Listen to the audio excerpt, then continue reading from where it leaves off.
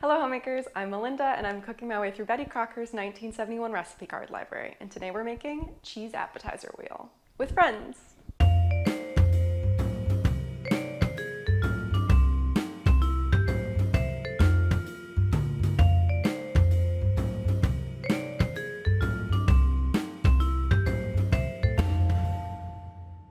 Today is a very special episode. We are doing a virtual collab with some other vintage recipe YouTubers. I found some friends who also have Betty Crocker's recipe card library, and so we are all picking our recipes from the library and cooking them today and launching videos today. So we're kind of doing a virtual cooking party. So some of my friends who are collabing with me today are Jim from Jim's Kitsch Kitchen. I've got my box. Anna from Cooking the Books. I've got my box. Stephanie from Ginger Snap Kitchen. I've got my box. And Maikoh. I've got my box. So I'm going to put links to their channels in my description below. After you're done watching this video, make sure to go watch their videos and subscribe to their channels if you haven't already. I think they're cooking some really fun recipes from the library, so it should be fun to see what everyone's making, see how everything turns out. I'm excited. So in honor of the virtual party we're having, I wanted to do a card from Crowd Size Entertaining, which is section P. This is card 24, the Cheese Appetizer Wheel, and it's basically a giant cracker with cheese in the middle. I think it'll be fun, so let's get started. Okay, let's take a look at the ingredients. For the Cheese Appetizer Wheel, we will need a packet of Betty Crocker's pie crust mix, some shredded Swiss cheese, some softened cream cheese, crumbled blue cheese, horseradish, and again, I made this mistake when I was doing giant burger, I believe. I bought horseradish sauce instead of horseradish, but I don't want to spend money on buying horseradish when I already have this, so I'm just going to use this again. I'm sure it'll be delicious. Milk and pimento stuffed olives. You'll love to see it. A simple ingredients this time. I love it when it's under 10 ingredients. All right, let's get started. All right, so the first step for the cheese appetizer wheel is to heat the oven to 450, which I'm doing, even though it's such a hot day. It's so hot and humid, but we got the oven on. Prepare pastry for 1 crust pie as directed on package, except add Swiss cheese to the dry mix. So I used this pie crust mix before for, I believe it was cheeseburger pie, and I struggled immensely, like so much. It was so difficult, and I don't know if I just didn't follow the instructions right, which probably didn't. It just like didn't come out well. It was like really hard to mix, and like was too dry, and it was too sticky, and it was just like not cute. Come on! So this requires, let's see here, half of the pouch is 1 1/3 cup. So I'm just gonna, I think this is the last one. Either way, this feels like half the pouch, right? I'm gonna do a little bit more. Okay, so now we're adding 2 tablespoons of cold water. 1, 2, plus 2 teaspoons. 1, this is bad for the environment, I'm sorry. 2. And then stir pie crust mix in cold water until pastry forms a ball. See, this is what happened last time. I was like, oh, it's not forming a ball, it needs more water. And then I put more water in and I was like, oh, that was too sticky. I can never win. So this time, I'm gonna trust my instincts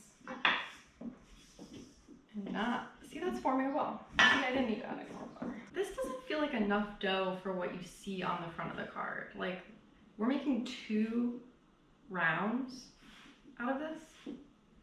It told me to use half a packet, which is for 1 crust. Oh, I was supposed to add the Swiss cheese. Okay, come back.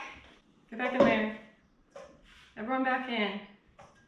We're adding half a cup of shredded Swiss cheese. Okay. Oops.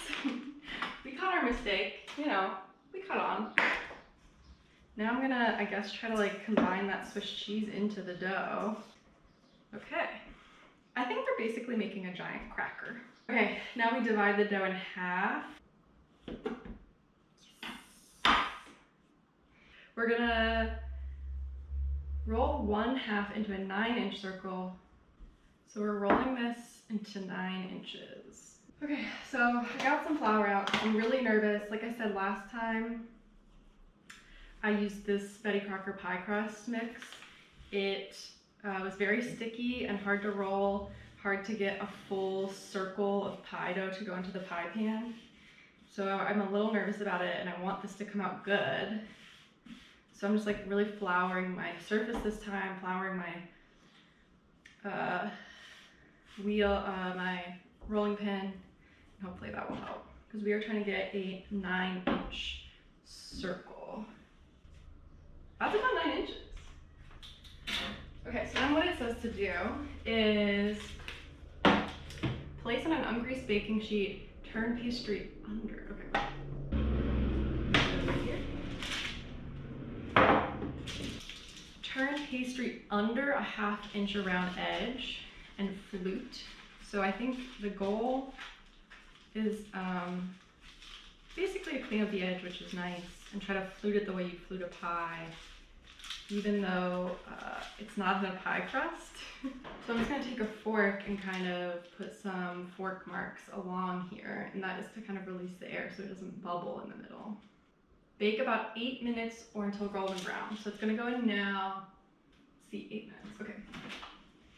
Bye.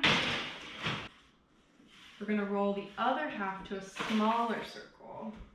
We'll roll this one to 7 inches. It's been, okay, so the other crust has been in the oven for 8 minutes, but it's not golden brown yet. So I'm just gonna keep an eye on it. But while I'm keeping an eye on that, I'm also gonna continue to prepare this. So what I've done is gotten another baking sheet, and we're supposed to finish preparing this one on the baking sheet. Score into 16 sections, but do not cut completely through pastry, which requires me to be better at math than I am. And then, wait, right? 1, 2, 3, 4, 5, 6, 7, 8. Okay, and then each of those gets broken into sections. So that's 16. They're not even at all. So I'm definitely gonna use this one for the middle. And then I guess I was gonna, well, if they were all the same size, I was gonna use this one to scallop, but maybe I'll scallop.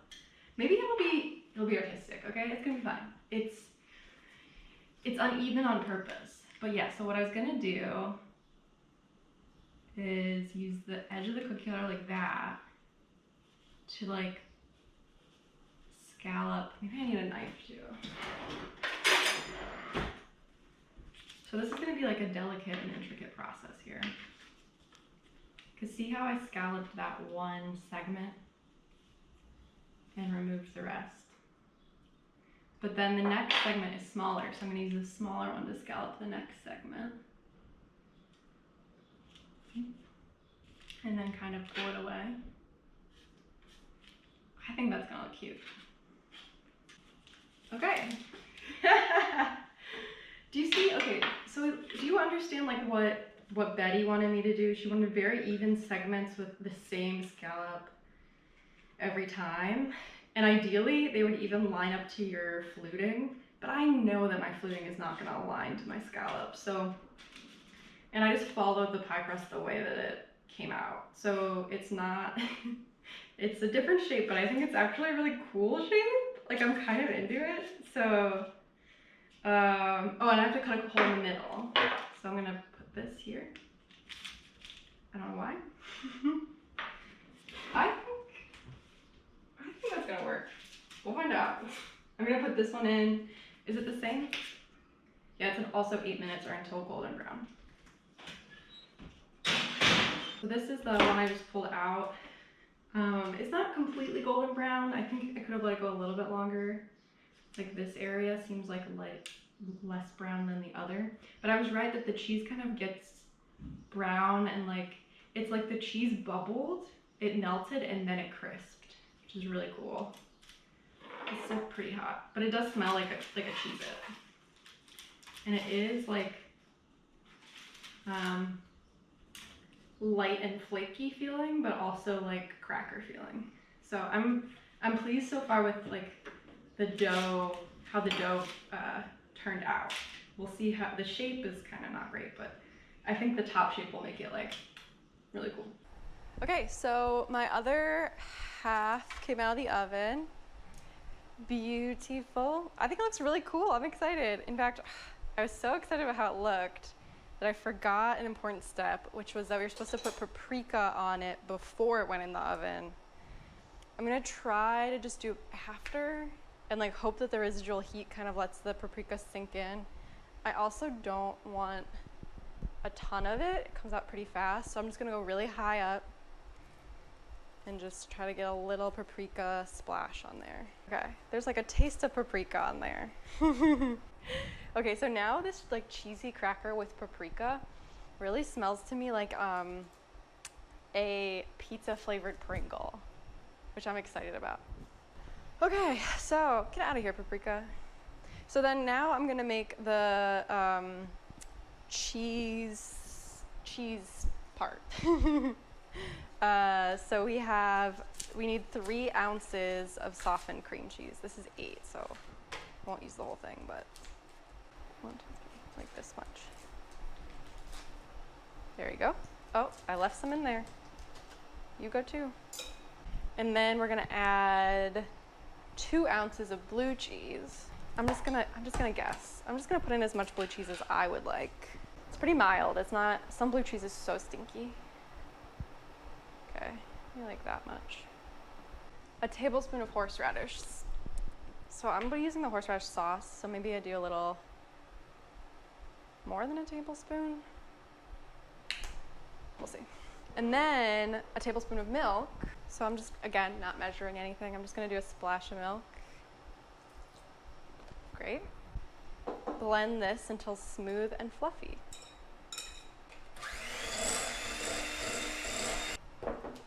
That looks pretty smooth and fluffy to me, right? I don't know, there's still some chunks in it. I think that's okay. There's so much flavor happening. The horseradish and the blue cheese is so intense. I don't hate it. Okay, this is gonna be good. Is this gonna be the best recipe I've ever made from this library? Today, of all days? Now I have to add a 1/4 cup of sliced pimento stuffed olives. So I'm just gonna quickly slice up a 1/4 cup of these. So we'll do that. It says just before serving, spread the cream cheese mixture on the cracker. So I'm gonna take a break and just put this in the fridge and let these kind of get a lot cooler because you don't want the cheese to melt. And then once they're completely cooled off, we'll assemble and we'll taste. All right, it's time to assemble our cheese wheel appetizer. I'm gonna start with, I just have the bigger cracker on the plate, and I'm gonna spread our cream cheese spread, which I've had chilling, which I hope it's still spreadable and not too thick. Yeah, the pimentos definitely aren't staying in the olives, but it's fine. It's fine. Amazing. Now we're gonna put our artistic top cracker on. We love. Then on the card, I noticed that it had like black and green olives and some celery leaves, which I was like preparing a head of celery the other day. I got it from the grocery store. And I was trying to like clean it and put it, you know, in like bite-sized sticks. And I was gonna throw the leaves away, and something told me, Melinda, don't throw those leaves away. You might need them for something. And I did. Cute. All right, that looks pretty cute, right? I think it looks like the photo. It's not as like crispy brown as the photo, but I think it'll taste good. Let's dig in. Okay. She's free. Wow. Okay, I think this is gonna be really good.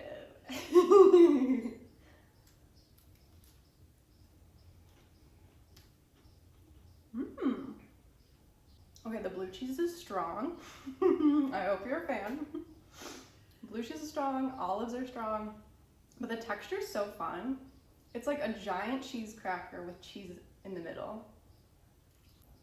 Yeah, very heavy blue cheese. Maybe I put too much blue cheese in. Yeah, I was worried that the pie crust like would be too floury or too like bready, but it like really turned into a cracker. I'm very surprised. Even though I wouldn't recommend using the Betty Crocker pie crust to make a pie, it somehow makes crackers really well. So I think that was delicious. And the like paprika on top was great. Really fun, really easy, really fun. I recommend. Whew. All right, let's rate it. All right, cheese appetizer wheel. This was really fun. I really enjoyed myself making the scalloped edge. I thought that was like something I never would have thought of doing, but like really added to like how the dish looked and how I enjoy making it. Yeah, I'm really pleasantly surprised with the cheese cracker element.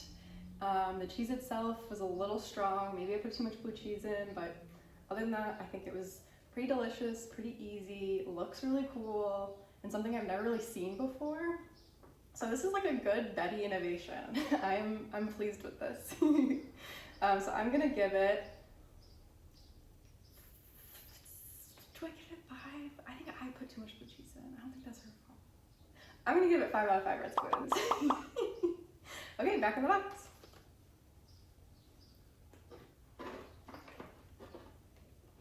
Thank you so much for watching. If you enjoyed this episode, make sure to give it a thumbs up and subscribe to my channel if you haven't already.